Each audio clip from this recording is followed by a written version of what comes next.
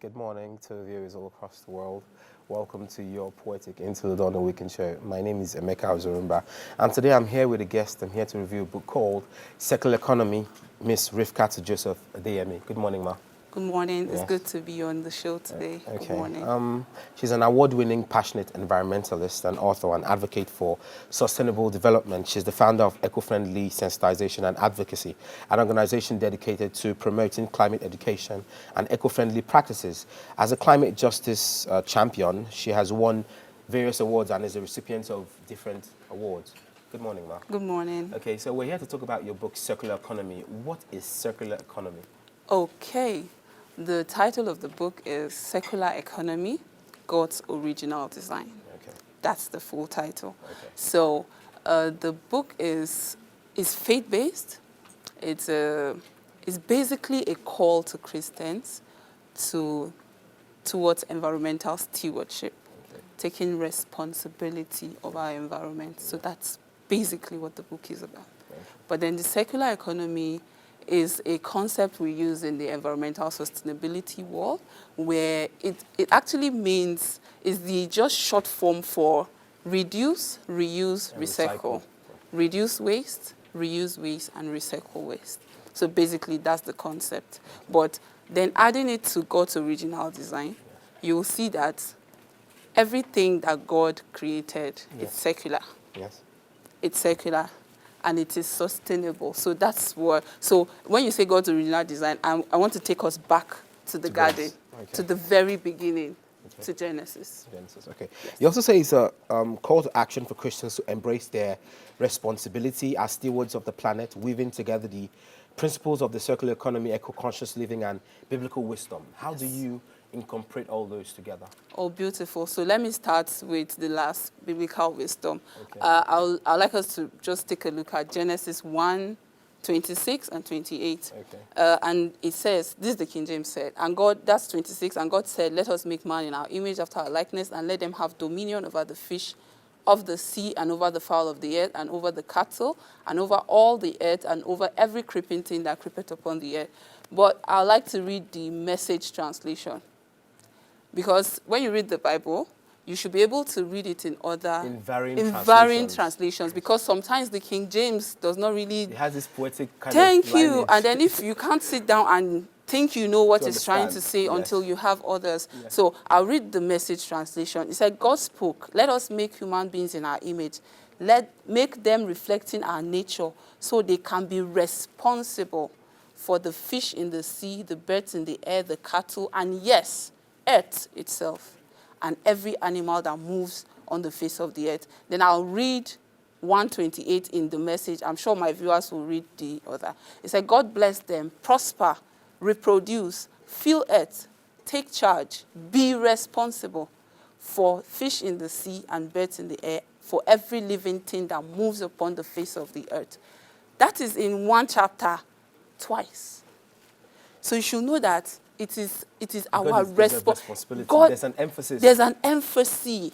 It's not a coincidence that God will talk about being responsible for the earth twice. It's an emphasis. And then we have not, especially our clergy, have not really. So when you read the King James of 128, it says, be fruitful, multiply, replenish the earth. So when we go for churches and all of that, you'll be fruitful, you will multiply. But they don't Nobody look at it in says the you will sense of replenish the earth. environmentally. And what does replenish mean? To refill. Beautiful. To refill, to put something back in the original state that it was. And that's what God expects of us, to put the earth back in. Into. Wow. Yes. To me, as you're telling me these things, I'm getting the innovations. So can you, in Nigeria now, can you tell me some of the challenges we face in having a real stimulated circular economy? Oh, beautiful. Innovation, number one challenge.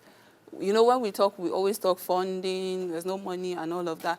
But plenty times, if we think outside the box, we can have access to some of these things. What happens today, a lot of people doing stuff in the circular economy world, IKEA, Patagonia, a lot of them. So send them a proposal. Okay, we can do this. They have the innovation. It's existing. Why not think of replicating it over here? Instead of having to make us do new innovations, because you know that most times we just sit back and just allow the West to go forward, then we now follow. Follow them, yeah. But in the following, follow well too. So that if somebody already has an existing technology, you leverage it. Yes, For example, EcoBata just brought in the first vending machines into Nigeria, in Abuja. So where you carry your plastic bottles, you go and then it gives you a voucher that you use yet. I think they have an app, so you put in the digits and all of that. So you see, vending machines have been existing all along, but we have never had one. This is the first time we're having a vending machine in Nigeria. And EcoBata is doing a beautiful job in the circular economy space, especially with the plastic waste. I was talking to an archaeologist, and he was telling me, because I was asking him about fossils and how he can do carbon dating. He was telling me to get some of these machines, you have to have uninterrupted power supply for at least 70 years. So I'm like, when can we get to that stage?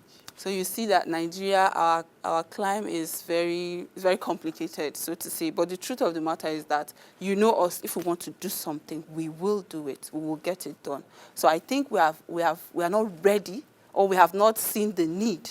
And that is why I am writing this book. And then one of the reasons why I even chose the title is because a lot of persons don't even know what circular economy is, yes. A lot. So I wanted to spur that. Oh, what is circular economy? Because a couple of persons have asked me, I thought you are talking of economy of, and I go and read it. Yeah, exactly. So that was one of the reasons why I chose that title.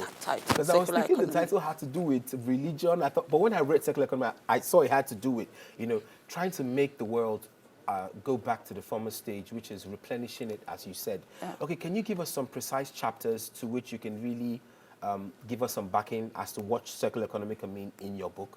Okay. The chapters in my book? Yes. Yeah, when the book comes out, it's not out yet. I am going to do an This official. is a sneak peek. Yeah. Okay, sneak peek. Let me just give you. So we Cat have out of the bag scenario. just a small. Okay, snippet. Just small snippet. So we have a good number of chapters. So we are, like I said earlier, God was thinking sustainability when He made man, Earth. generally, when He made Earth. So we'll have chapters where we talk about a relationship between man and the plants. Okay. Man, the relationship between how God designed man to reproduce is a sustainable process. That's why you have the seed for your son in you. God is not, when God created Adam, He picked the. So God, imagine if God had to create every human being carrying the sun. How many sons do you get? Yeah. But He was thinking sustainability. I created man. How do I sustain this process? He put the seed for the next man in man, and then the circle continues. It's an endless sustainability. Okay, so what kind of people can read your book? Is it just environmentalists, or can also secondary school children read your books? Okay, for this book, I deliberately made it a faith-based book. Okay. Because I believe that our clergy have a very big role to play in this. So we know that there are a lot of people talking about the environment, and they are there. But Africans, we are very religious. By the time a pastor starts to say, especially when we are reading it from the Bible, and he's saying, it is your responsibility to take care of the earth, I think we will take it more seriously, and then we'll do stuff around. Okay, so you also say we'll find a connection between faith and sustainability, how to align your lifestyle with God's creation principle. So how can we align our lifestyle with God's creation principle? Beautiful. So you see that, let's use man. I have plenty of other scenarios in the book, but let me not be letting all of the cat out of the bag. Okay. So let's stick with man. Okay, so when God created man, like we said, sustainability and all of that, everything, even the things God created, plants, animals, you see that God did not design the earth to work on waste. So everything like example, let me give you, there are now technologies where you can use the stem of banana leaves to make sanitary pads, diapers, and all. So you see that is a chain. Everything God created has a second use. Can be reused, can be recycled to something else. It's just like maybe yam, then the back you could break it to and get maybe like flour from it. Cute. Okay. Even the waste back of yam. Okay, I have a friend that works in the circular economy, NEMS. She does stuff. She uses coconut peel to make bags. Coconut peels? Yeah, coconut, the shells. To make bags? Yes. Fashion. She does fashion accessories with stuff. plastic, anything you just lay your hands on. This thing should not just enter the environment and cause waste. What else can we transform this thing into? Okay. So that is what we should be thinking Our about, imagination. not the linear economy that we are always used to. You take, you make, you dispose. You take, after I'm done, you dispose it. No, after whatever it is that you have done the first time, you can look at it again and say, what else can this be useful for? Then you... Okay, so circular economy is a system where materials never become waste and nature is integrated. Yes. Products and materials are kept in circulation through processes like maintenance, reuse, refurbishment, remanufacturing, recycling, Yes. and composting. Yes. So in Nigeria, that space is shrinking and we just have few activists. So can you tell Nigerians what they can do to actually help the circular economy and make it something in which we can benefit from? Okay, beautiful. Nigerians can, most times these things are personal. You have to be intentional when you want to make certain change. You have to be very intentional. So if you know that you have this information, and like I said earlier, that was the reason why I chose this title, was deliberate. So that people will, okay, what is this thing? Let's stop thinking waste, how to generate more waste. Let's start thinking how to even reduce the waste that already exists, and then do better things with it. So can you tell us some of your activisms, apart from your book now? Because I've seen a lot, and I've seen some of your awards. So can you tell me some of the stakes you've taken and some of your activisms for the environment? Okay, I actually do climate education for secondary school students, and then so we go to states. I've gone to a couple of states, done this education for students. Okay, why you need to take care of your environment and all of that. So for me, it's not just about climate action. It's more about environmental sustainability. Okay. Yeah, so, and then all of that, I've participated in cleanups, I've participated in a lot of campaigns and all of that, a lot of, okay, this, we need to do better policy and all of that. So, learning never ends.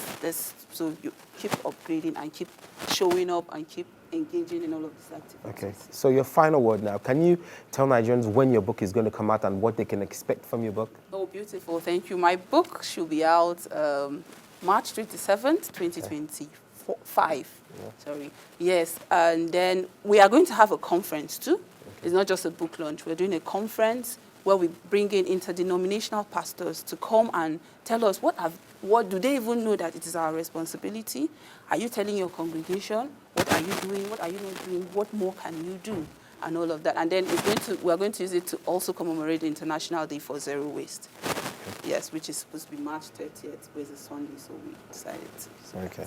Thanks so much, Miriam. Thank you so I really much. appreciate you coming to talk about your book. It's good to be And here. I've learned so much about circular economy, and really we should try it. We should not leave waste lying bare. We should also try to recycle things in our society that can be recycled. I love the audience all across the world. I hope you've enjoyed watching your Poetic Interlude on the Weekend Show. I've just been with the delectable Miss Rifkat, and she's just been telling us about what circular economy is. And I think we should put these things into practice, and we're going to have ourselves a better and sustainable society. Stay tuned because we have more coming up for you on the Weekend Show.